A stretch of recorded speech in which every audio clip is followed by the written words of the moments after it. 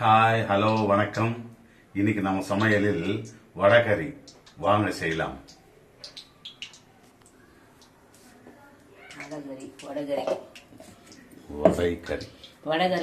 வடகறி இதுக்கு வந்து 200 கிராம் கடலைப்பருப்பு நல்லா 2 மணி நேரம் ஊற வச்சு எடுத்து வச்சுருக்கேன். இதில் இந்த கடலைப்பருப்போட ஒரு சின்ன கரண்டி இவ்வளோண்டு தோரம் பருப்பும் சேர்த்துருக்கேன். அப்போ தான் அந்த வடை மாதிரி சுட மாட்டோம், சின்ன சின்ன போண்டா மாதிரி பண்ணுவோம். அது நல்ல டேஸ்ட் வரும். இதில் வெறும் இஞ்சி பார்த்தீங்களா, இஞ்சி உப்பு போட்டு ரொம்ப நைஸாக இல்லாமல் கொஞ்சம் கல்லுப்பு தான் பண்ணுமா? ஆமாம், கொஞ்சம் கொரப்பாக மிக்சியில் அரைச்சிக்கணுமா? ஏன்னா கல்லுப்புன்றது நம்ம யூஸ் பண்ணுறோம், சிலர் வந்து டாட்டா சால்ட் யூஸ் பண்ணுறவங்க அதுக்கு தகுந்த போல் அவங்க போட்டுக்குவாங்க. உப்பு போடணும், மொத்தத்தில் உப்பு போட்டு கொஞ்சோண்டு இஞ்சி போட்டு இது நல்லா 200 கிராம் பருப்புக்கு ஏற்ற மாதிரி போடணும். அதுக்கு கொஞ்சோண்டு துவரம் பருப்பு, கொஞ்சம் இவ்வளோ துவரம் பருப்பு போட்டோம்னா டேஸ்ட் நல்லா வரும். அதுக்காக தான் இது நம்ம அரைச்சிக்கலாம். இப்போ அதுக்கு வந்து இதெல்லாம் வெங்காயம், இது 200 கிராம் கடலைப்பருப்பு ஊற வச்சுருக்கேன். அதுக்கு ஒரு 300 கிராம் வெங்காயம் அரைஞ்சி வச்சிருக்கேன் பொடியா. தக்காளி எல்லாம் நிறைய போடக்கூடாது, சும்மா 2 தக்காளி, பச்சை மிளகாய் ஒரு 4-5, கொஞ்சோண்டு பூண்டு தட்டி வச்சிருக்கேன். இது அரைக்கிறதுக்கு மசாலா கொஞ்சோண்டு தேங்காய், பச்சை தேங்காய் இருந்தால் பச்சை போட்டுக்கலாம். இது வந்து கொப்பரை 2 பூண்டு, கொஞ்சம் இது சோம்பு, ஒரு முந்திரி பருப்பு, ஒரு பட்டை, கொஞ்சோண்டு பட்டை. இதை அரைச்சி வச்சுக்கணும். மசாலா எல்லாம் சேர்த்து நம்ம ரெடி பண்ணிக்கலாம்.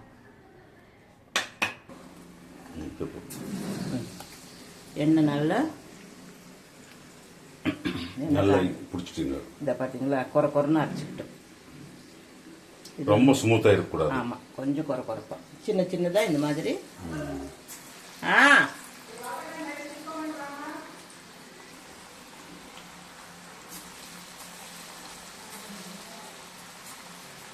சிலர் ஆவி கட்டி ஆவியில் வைப்பாங்க, எண்ணெயில் இந்த மாதிரி ஃப்ரை பண்ணாமல் இட்லி வைக்கிற மாதிரி. அது நம்ம எப்பவும் செஞ்சதில்லை, நாங்கள் செய்வாங்க நிறைய பேர். இந்த மாதிரி சின்ன சின்னதாக போண்டா மாதிரி போட்டு நல்லா சிகப்பாக பொரித்து எடுக்கணும்.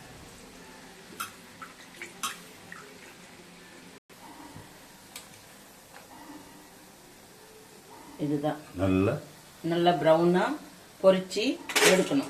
இந்த மாதிரி வெள்ளையெல்லாம் எடுக்காதீங்க, நல்லா ப்ரௌன் கலர் போடணும். அப்போ தான் நம்ம குருமாவில் போட்டோம்னா, வெங்காயம் அதெல்லாம் தாளித்து அந்த குருமாவில் இது போட்டோம்னா நல்லா வடகறி சூப்பராக இருக்கும். நல்லா அது நல்லா அப்சர்வ் ஆகி நல்லா விரிஞ்சு வரும்.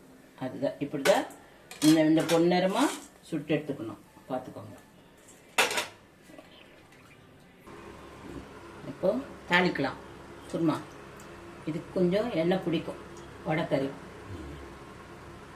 இதுக்கு வந்து கொஞ்சம் எண்ணெய் போட்டால் தான் நல்லா இருக்கும்.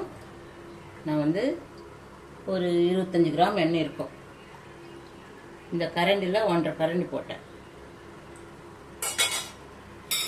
அந்த அந்த வெங்காயத்துக்கு அதுக்கு சரியாக போகிற மாதிரி பார்த்துக்கோங்க. அந்த அளவுக்கு எண்ணெய் போடலன்னா நல்லா இருக்காது. வடக்கறிக்கு மட்டும் எண்ணெய் கொஞ்சம் போடணும். தாளிக்கிறதுக்கு 4 கிராம்பு, 2 ஏலக்காய், 2 பட்டை, லவங்கம், ஏலக்காய், சோம்பு. எல்லாத்தையும் போட்டு கணக்கு இருக்கிறது தோராயமாக போட்டுற வேண்டியது. 2 போடணும், அதுக்காக ஜாஸ்தி. வடகம் இதான் கொஞ்சோண்டு வடகம் போட்டால் தான் நல்லா இருக்கும்.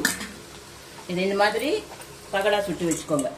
வடகறிக்கு லாஸ்ட்டில் மிக்ஸ் பண்ணிக்கலாம். இது பகடான்னு சொல்லுவாங்க. பக்கோடி தெலுங்குல, தமிழ்ல பகடான்னுவாங்க. வெறும் பகடா, மிஞ்சி உப்பு போட்டு அரைச்சது. பார்த்தீங்களா, ப்ரௌன் கலர் வந்துடுச்சு. முதல்ல பச்சை மிளகாய் போட்டுக்கலாம்.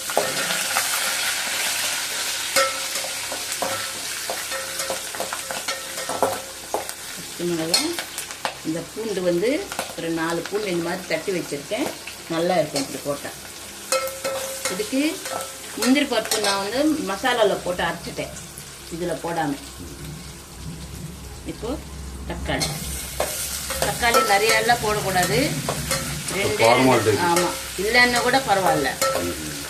தக்காளி வந்து நிறைய போட்டோம்னா அந்த ஸ்வீட்னஸ் இருக்காது.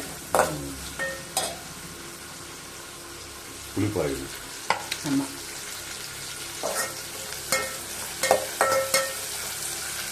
கொஞ்சம் வதங்கணும். நல்லா வதங்கினதுக்கப்புறம் தண்ணி ஊற்றி உப்பு காரம் போட்டு நல்லா வேகணும். வெங்காயம் போட்டுட்டேன், கொஞ்ச நேரம் வதங்கட்டும். எண்ணெய் கொஞ்சம் இந்த அளவுக்கு போட்டுக்கோங்க, கொஞ்சம் நல்லா இருக்கும். எண்ணெய் கம்மியாக போட்டால் வடைக்கறிக்கு நல்லா இருக்காது. அதனால் கொஞ்சம் எண்ணெய் போட்டிருக்கேன். எப்போ ஒரு நாள் தானே செஞ்சு சாப்பிட்றோம், அதனால் மாதத்தில் ஒரு நாளைக்கு அந்த மாதிரி எண்ணெய் சாப்பிட்லாம், தப்பு இல்லை. டெய்லி எண்ணெய் சாப்பிடாதீங்க.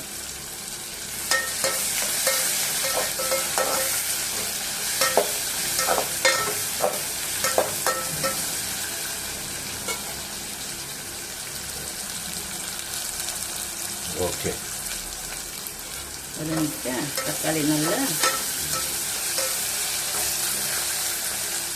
நீங்கள் முந்திரி அதில் போட்டு அரைக்காமல் இதில் கூட போட்டுக்கலாம் முழுசாவே. நான் வந்து அரைச்சிட்டேன். இதை பார்த்தீங்களா, இப்போ வெங்காயம் போட்டு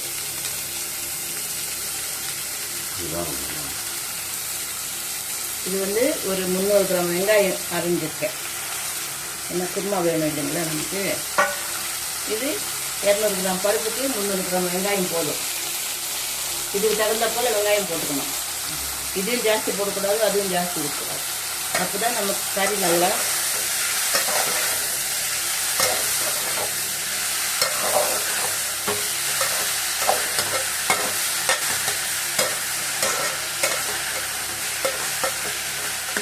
வெங்காயம் கொஞ்சம் நேரம் வதங்கணும். இதிலே மசாலா போட்டுக்கலாம். அரைச்சி வச்சுருக்கேன் இல்லைங்களா மசாலா, இதில் சேர்த்து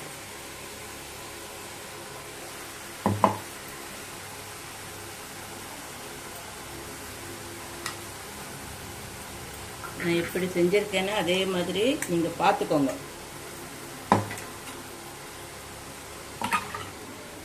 ஏன்னா நான் செய்யறது இப்படி, எங்களோட டேஸ்ட்டு நீங்களும் செஞ்சு சாப்பிடுங்க. நல்லா இருந்துச்சுன்னா அப்படியே நீங்கள் செஞ்சுக்கோங்க. கொஞ்சம் நேரம் வதங்கட்டும். மொத்த மசாலாவோட சேர்த்து வதங்கினாத நல்லா இருக்கும்.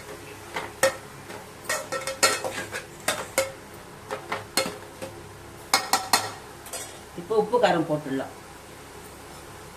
இப்போ இதில் உப்பு போட்டுருக்குறோம். நம்ம பகடாலாக்கு வந்து கொஞ்சம் உப்பு போட்டு அரைச்சிருக்கிறோம்.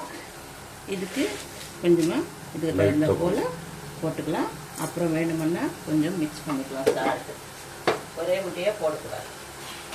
ஆமாம், வடை உப்பாகி போச்சுன்னா சாப்பிட முடியாது. கம்மியானாலும் சாப்பிடலாம், ஜாஸ்தியானா சாப்பிடக்கூடாது. ஒரு ஸ்பூன் மஞ்சள்.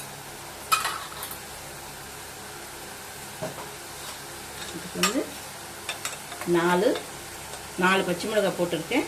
இந்த ஒரு ஸ்பூன் மிளகாய்த்தூள் போதும். அதுக்கு மிஞ்சி வேணா ஒரே ஒரு ஸ்பூன் மிளகாய்த்தூள் போட்டேன்.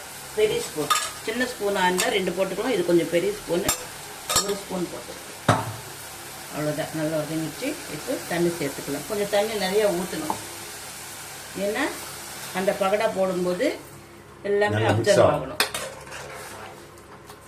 பார்த்தீங்களா, இப்போ மூடி வச்சுட்டு ஒரு 10 நிமிஷம் வெங்காயம் இதெல்லாம் நல்லா வேக வச்சதுக்கப்புறம் இது மிக்ஸ் பண்ணிக்கலாம். சுத்தமாக நல்லா வெந்து போச்சு. இப்போது இந்த பகடா எடுத்து இதில் போட்டுடணும். போட்டுட்டு ஒரு 10 நிமிஷத்துக்குள்ளே இறக்கிடலாம். கொஞ்சம் நேரம் இருந்தால் தான் அது நல்லா அப்சர்வ் ஆகும். அந்த வெங்காயத்துக்கு அப்சர்வ் ஆகும் இல்லை? ஆமாம். ஏன்னா கலர் பார்த்தீங்களா, இந்த ப்ரௌன் கலராக பகடா எடுக்கணும்.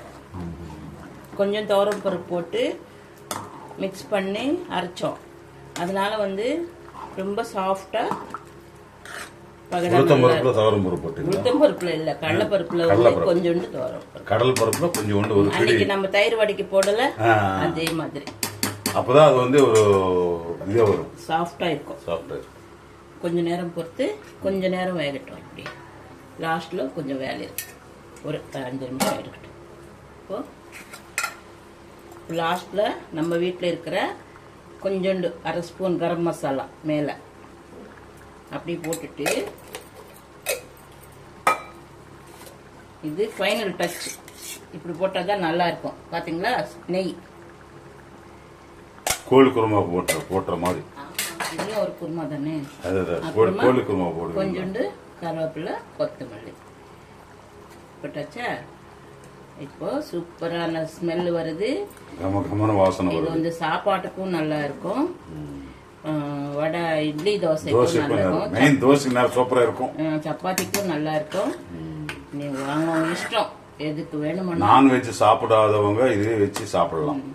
இது நல்லா அப்படியே அந்த வாட்டர் இருந்து நல்ல இதை பாத்தீங்களா எப்படி அப்சர்வ் ஆகி போச்சு பாருங்க.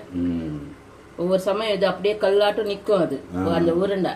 ஏன்னா நம்ம நல்ல கடலைப்பருப்புல வந்து கொஞ்சோண்டு தோரம் பருப்பு போட்டதுனால இப்படி வரும். அதனாலதான் நான் கொஞ்சோண்டு தோரம் பருப்பு போடணும்ன்றது. இவ்வளவுதான். இனிமேல நம்ம இறக்கிக்கலாம். ஸ்டவ் ஆஃப் பண்ணிட்டு, இதுதான் வடைக்கறி. இதே மாதிரி நீங்க செஞ்சு சாப்பிட்டுட்டு கமெண்ட் வைங்க, லைக் பண்ணுங்க, ஷேர் பண்ணுங்க, சப்ஸ்கிரைப் பண்ணுங்க மறக்காம. ஓகே.